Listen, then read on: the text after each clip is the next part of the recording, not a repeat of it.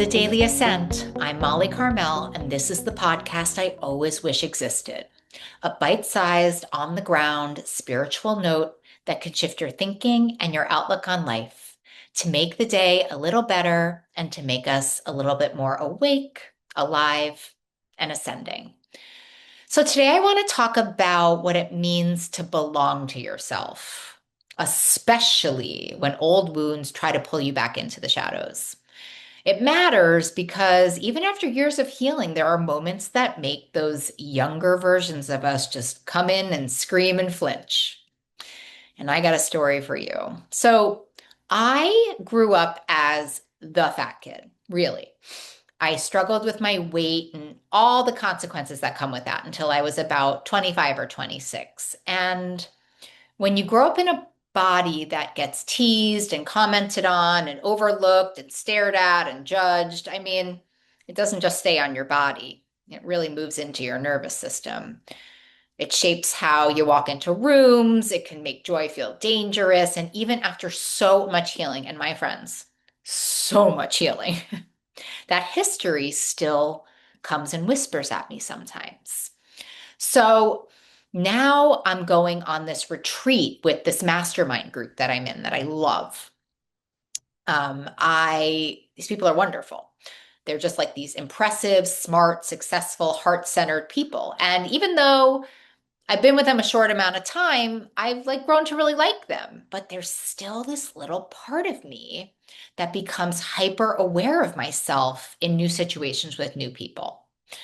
And I'm acutely aware that I could fall back into shrinking so easily if I'm not paying attention and if I'm not gentle with myself and if I'm not just awake and accepting of what is happening. So, my mastermind group, we're all on Zoom planning this retreat that we're going to. And someone was like, we're going to sing karaoke. Like, we are definitely going to go and sing karaoke.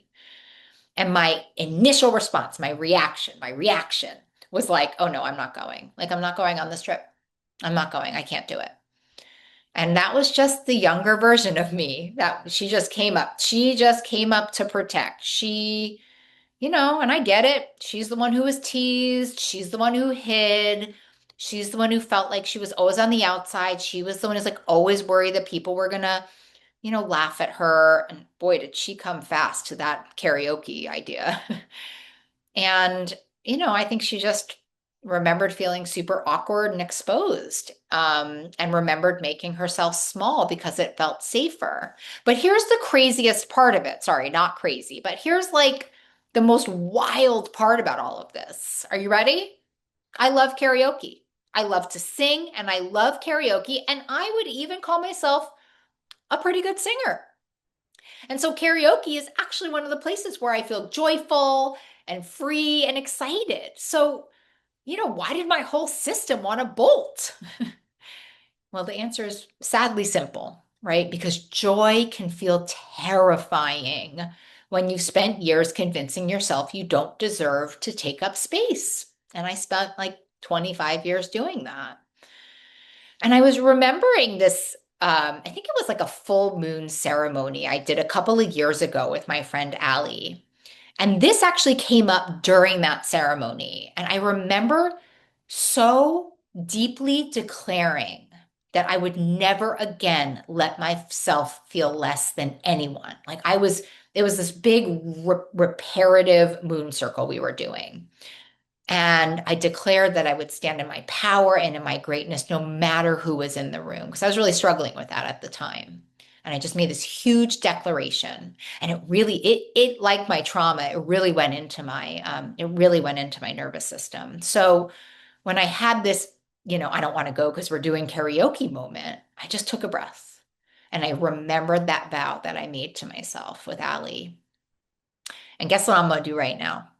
Right here on this podcast, I am committing to going on this retreat, obviously, but I'm really committing to you guys. I am going to show up fully. I'm going to get on that karaoke stage if we decide to go. I'm going to sing. Maybe I'm going to sing Faith by George Michael. Stay tuned because I belong in joy and you belong in joy. We all belong in joy. So I'm going to bring you with me on this retreat. And that brings me to our pocket sage today. And our reading comes from The Yamas and the Niyamas by Deborah Dell. It's a really beautiful guide about truthfulness and integrity and living in alignment with your truest self. And she says, when we stop abandoning ourselves, a new kind of freedom appears. The world no longer decides our worth. We do. And from that place, every room becomes a place we can inhabit fully. One more time for those of you in the back. When we stop abandoning ourselves, a new kind of freedom appears. The world no longer decides our worth. We do. And from that place, every room becomes a place we can inhabit fully. I mean, that one hits deep, am I right? It names the core truth. Belonging begins the moment we stop leaving ourselves behind and playing small. So, my friends, this is what I keep learning. This is what I'm here to do. Sometimes joy requires its own kind of bravery, and not big, loud, roaring bravery, the inside kind, the kind where like we feel the old narrative rising, that one that says you're too much or not enough. Isn't that always funny? I'm too much, I'm not enough. It's like choose one. But, even when those come up, we choose to live anyway. We choose joy anyway. We choose the karaoke microphone anyway. And there's lots of us who grew up feeling less than. And for those of us who identify, stepping into joy is not comfortable. It's dangerous. So we got to practice. We got to practice joy. We got to practice reclaiming. And we have to practice making a decision to let our lives get bigger than the stories that used to protect us. So, this retreat and this karaoke moment, it's not about performing, it's about expanding. It's about making room for the version of me whose joy is not conditional, whose presence is not negotiable, and whose light is not dependent on anyone else's approval. That is easier said than done, but I am up for the challenge because every time that we decide to stay present instead of shrinking, something rewires itself in our soul. Something grows and something frees. And so the word of the day is boldness, not arrogance, boldness. Boldness is not forcing, and it's not even that loud. It's just the steady choice to take up your rightful space, like a warm light in the chest. And it's like a part of you saying, why not me? I'm stepping forward instead of stepping back. It's choosing you and choosing it back. So here's our reflective question for the day, Ascenders.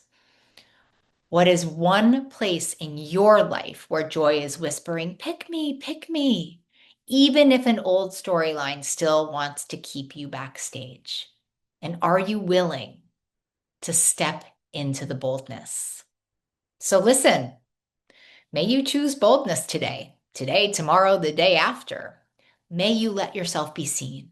May you let your joy take up all the room. And until then, I will see you soon. I'm sending you all the love and all the juju. Until next time.